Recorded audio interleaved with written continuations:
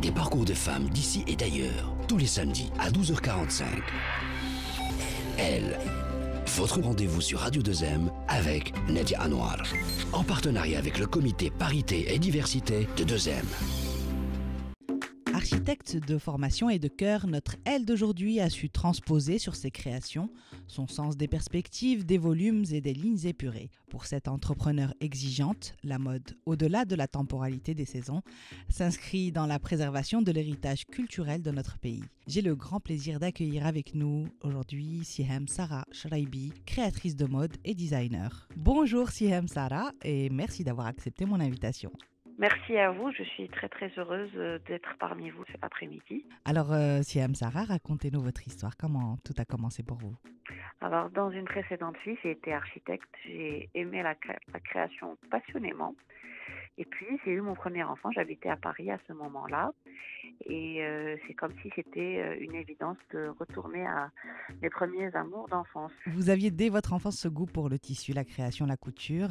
Très très tôt, ça m'a toujours accompagnée. Je ne sais même plus vous dire à quel moment j'ai pris l'aiguille pour la première fois. Je pense que c'était tellement jeune que je crois que j'ai grandi avec ça. Ma mère a toujours cousu ses propres affaires. Ma grand-mère était couturière. En fait, la couture a toujours été quelque chose qui accompagnait les femmes de la famille, même de manière non professionnelle. Alors, il y en avait qui l'étaient et d'autres qui ne l'étaient pas. Quand j'étais enfant, j'avais pris des cours de broderie. Et j'ai toujours beaucoup aimé ça, broder et les travaux d'aiguille, tout ça, un peu comme à l'ancienne. On disait à l'époque le chour la rosa. Le trousseau, préparer le trousseau de la mariée. C'était dans ce type de tradition-là, de manière, enfin, j'allais à l'école, donc c'était de manière moins rigoureuse, mais en tout cas, ces travaux d'aiguille m'ont toujours accompagnée, et à un moment, ça a repris le dessus.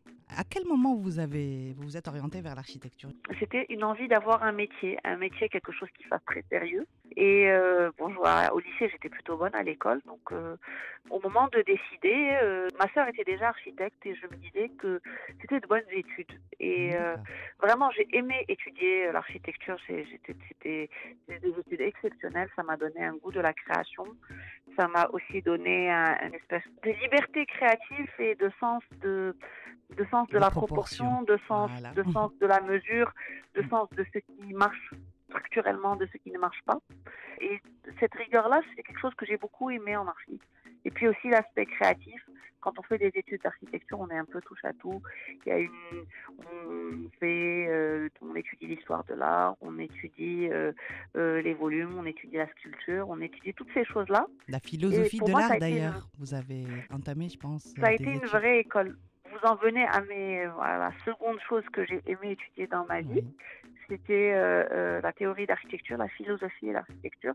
Bon, ça c'était un petit passage à un moment après mon diplôme, et c'est quelque chose qui m'a toujours intéressée. En fait, je suis très très intéressée par le sens des choses, que ce soit dans la mode ou que ce soit dans l'architecture ou dans les arts en général. J'aime savoir pour quelles raisons on fait les choses, dans quelle mesure elles sont susceptibles de faire œuvre, que ce soit en archi, que ce soit dans le vêtement, que ce soit... Et c'est ce qu'on ressent en voyant vos très belles créations. On sent très bien la géométrie, les proportions, les perspectives. Donc c'est resté ce côté architecture dans vos créations. Comment avez-vous justement réussi à concilier ce côté créatif, libre et la gestion d'entreprise? Parce que quand vous êtes revenu au Maroc, vous avez décidé de lancer votre maison de couture. Écoute, c'est toujours une question, celle de répondre à à un client qui veut un objet, qui ne veut pas une installation artistique dans un musée. Une cliente, elle voudra un vêtement qu'elle peut porter, un vêtement qui la mette en valeur, et le fait de rester dans sa créativité. Et je pense que réellement ce rapport aux femmes, le fait d'avoir envie de leur répondre, de correspondre à leurs désirs et d'être dans l'échange, je pense que c'est ça ce qui permet de faire une entreprise qui marche. C'est le fait d'être à l'écoute des personnes qu'on a envie d'habiller. Mon idée est qu'on travaille pour que les femmes soient belles, en tout cas pour révéler cette féminité-là. Vous rendez hommage à la femme et au patrimoine culturel du Maroc, pas uniquement à la femme. On dit souvent d'ailleurs que le caftan est l'ambassadeur du Maroc. Alors ma création est plurielle. Évidemment, je retravaille le caftan dans le sens où elle est ancrée dans une tradition marocaine, totalement. mais pas que. Elle va tous Elle ses est radars modernisée. Ouais. tourner vers le monde et elle est en ce sens-là, c'est une espèce de création un peu métisse, héritière des traditions de couture du Maroc, d'un certain savoir-faire, d'un certain savoir-vivre, mais elle est également héritière de d'autres traditions. Je couds de façon un peu occidentale, C'est des je lignes couds de épurées, manière plus métisse, on va modernes. dire. Voilà, vous avez allié Peut-être le pas plus côté moderne, mais en tout cas de manière métisse. De manière métis, métisse voilà. C'est vrai que et c'est un mot qui est un je peu revendique galvaudé. ce métissage. Oui, Je revendique ce métissage, je revendique le fait d'être d'ici et d'ailleurs. très bien. Alors, votre entreprise existe depuis 2014, 2015?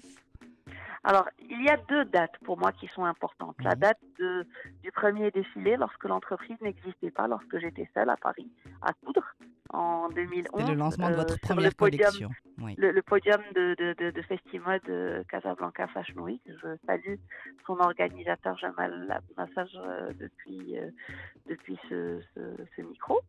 Mais ensuite, il y a la seconde date, c'est mon retour au Maroc et la fondation réellement d'une entreprise en 2014 et l'ouverture de mon showroom à Rabat. D'accord. Est-ce que vous considérez justement depuis tout ce temps que l'entrepreneuriat dans ce domaine de la mode, je sais que vous ne visez pas que le Maroc, pour vous, comment se porte le marché de la mode actuellement? Eh bien, écoutez, de toutes les manières, on est déjà bien heureux lorsqu'on peut vivre d'une chose que l'on aime. C'est déjà une réussite en soi. Aujourd'hui, on ne va plus acheter beaucoup, mais on va acheter de manière plus qualitative. Que ce travail-là soit éthique, de manière juste, toutes les personnes qui travaillent, toutes les personnes Justement, qui c'est ce sont que j'allais vous salariées. dire. J'imagine que vous êtes bien entouré Oui, alors d'artisans. Vous n'êtes pas seul dans le nous bateau. sommes une équipe nous sommes une équipe de 7 personnes à plein temps et puis plusieurs autres personnes qui travaillent autour qui sont soit des sous-traitants, soit des fournisseurs, soit en tout cas qui ont une relation contractuelle quelle qu'elle soit. Pour moi, c'est très très important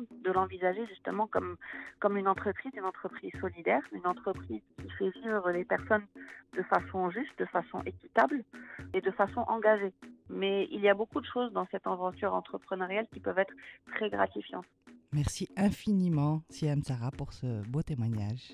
Merci à vous. Merci à vous de nous avoir suivis. Je vous donne rendez-vous samedi prochain pour une nouvelle histoire d'elle.